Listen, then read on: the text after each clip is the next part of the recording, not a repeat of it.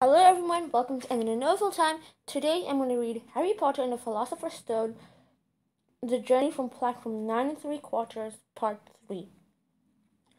Ron picked up a green bean, looked at it carefully, and bit into a corner. Blah! See? Sprouts. They had a good time eating the every flavor beans.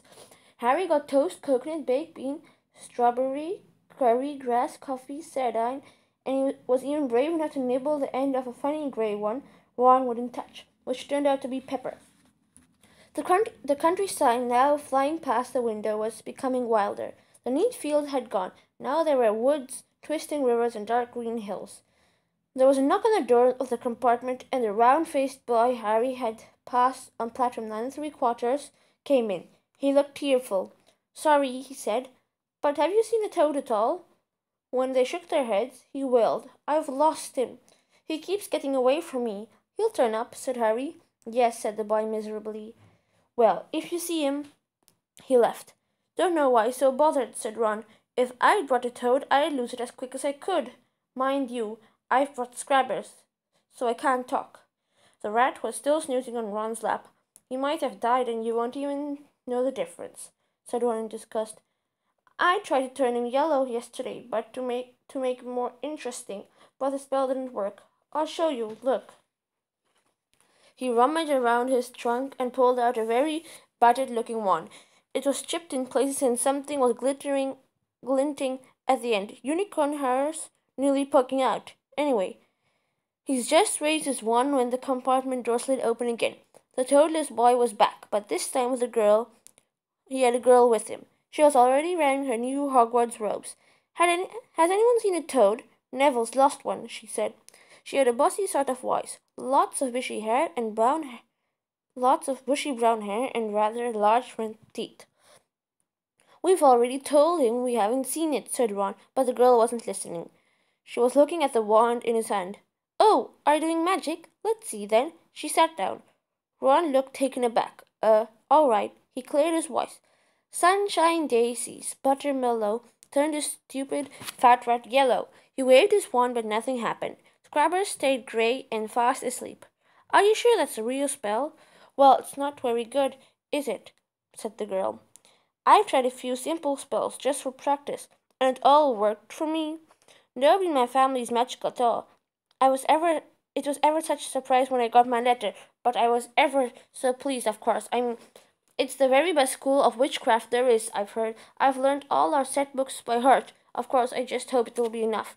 I'm Hermione Granger, by the way, and you are—" She said this all very fast. Harry looked at Ron and was relieved to see by his stunned face that he hadn't learned all the set books off by heart either. "I'm Ron Weasley," Ron muttered. "Harry Potter," said Harry. "Are you really?" said Hermione. "I know all about you, of course. I've got a few extra books for background reading, and you're in modern magical history and the rise and fall of the dark arts and great wizarding events of the 20th century." "Am I?" said Harry, feeling dazed. "Goodness, didn't you know? I'd have found out everything I could if it was me," said Hermione. Do either of you know in which house you'll be in?" "I've been asking around, and I hope I'm in Gryffindor." "It sounds by far the best. I hear Dumbledore himself was one, but I suppose Ravenclaw wouldn't be too bad.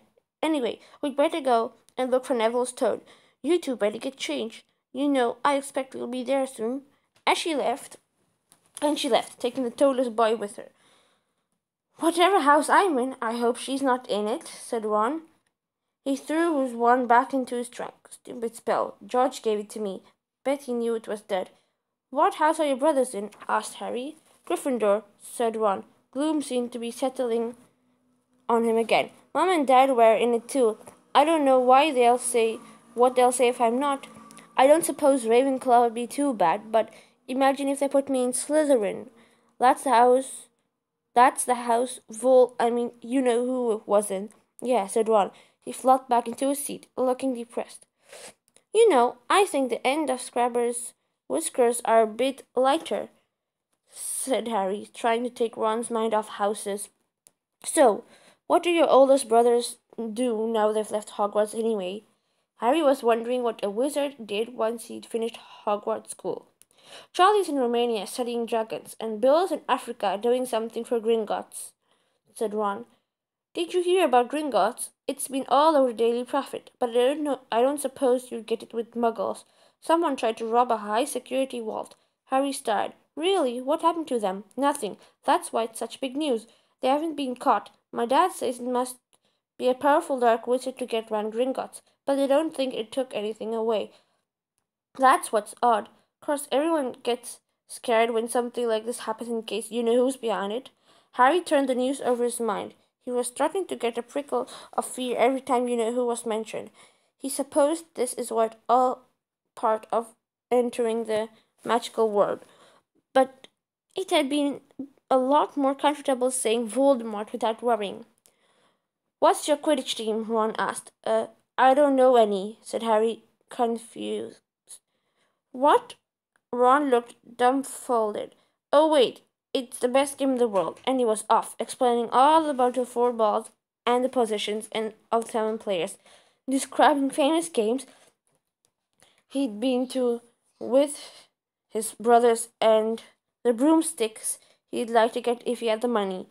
He was just talking to Harry the finer points of the game when the compartment door slid open yet again, but it wasn't Neville, the toadless boy, or Hermione Granger this time. 3 boys entered, and Harry recognized the middle one at once. It was the pale boy from Madame Malkin's robe shop. He was looking at Harry with a lot of more interest than he'd shown back in Diagon Alley. Is it true? He said. They're saying it all down the train. Harry Potter's in this compartment. So it's you, is it? Yes, said Harry. He was looking at the other boys. Both of them were thickest and looked extremely mean. Standing either side of the pale boy, they looked like bodyguards. Oh, this is Crabbe and Goyle, said the pale boy carelessly, noticing Harry was looking at them. And my name is Malfoy, Draco Malfoy. Ron gave a slight cough, which might have been a hiding snigger. Draco Malfoy looked at him. Think my name is funny, do you? No need to ask who you are. My father told me all about the Weasleys. Have red hair, freckles, and more children than they can afford. He turned back to Harry. You'll soon find out that some wizarding families are much better than others, Potter. You don't want to go making friends with the wrong sort. I can help you there. He held out his hand to shake Harry's, but Harry didn't take it. I think I can tell who the wrong sort are for myself, thanks, he said coolly. Draco Malfoy didn't go red, but a pink tingle appeared in his pale cheeks. I'd be careful if I were you, Potter, he said slowly. Unless you're a bit politer, you'll go the same way as your parents. They didn't know what was good for them either. You hang around with riff-raff like the Weasleys and that Hagrid, and I'll rub on you. Both Harry and Ron stood up. Ron's face was red as his hair. Say that again, he said. Oh, you're going to fight with us, are you? Malfoy sneered. Unless you get out now, said Harry more bravely than he could feel, because Crabbe and Goyle were a lot bigger than him or Ron. But we don't feel like leaving, do we, boys? We've eaten all our food, and you still seem to have one. Goyle reached towards the chocolate frogs next to Ron. Ron leapt forward, but before he'd much touched Goyle let out a horrible yell. Scrabbers the rat was hanging off his finger. Sharp little teeth sunk deep into Goyle's knuckles. Crabbe and Malfoy backed away as Goyle swung Scrabbers round and round, howling, and Scrabbers finally flew off and hit the window. All 3 of them disappeared at once.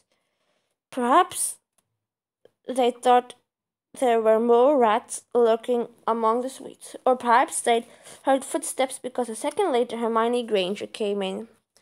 What has been going on? She said, looking at the sweets all over the floor as Ron picked up Scrabbers by his tail. I think he's been knocked out, said Ron to Harry. He was looking closer at Scrabbers. No, I don't believe it. He's gone back to sleep. And so he had. You've met Malfoy before, Harry explained about the meeting in Diagon Alley. I've heard of his family, said Ron darkly. They were some of the first people. There were some of the first to come back from our side after to come to our side after you know who disappeared. Said said they'd been bewitched. My dad doesn't.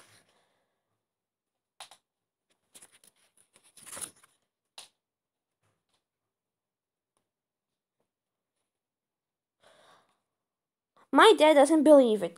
He says Malfoy's father didn't need an excuse to go over to the dark side. He turned to Hermione. Can we help you with something? You'd better hurry and put your robes on. I've just been up to the front to ask the driver, and he says we are nearly there. You haven't been frightened, have you? You'll be in trouble before we even get there. Scrabbers have been fighting, not us, said Ron, scowling at her. Would you mind if you leave us while we change? Thank you for watching this video. I really hope you like it. Please subscribe. Bye.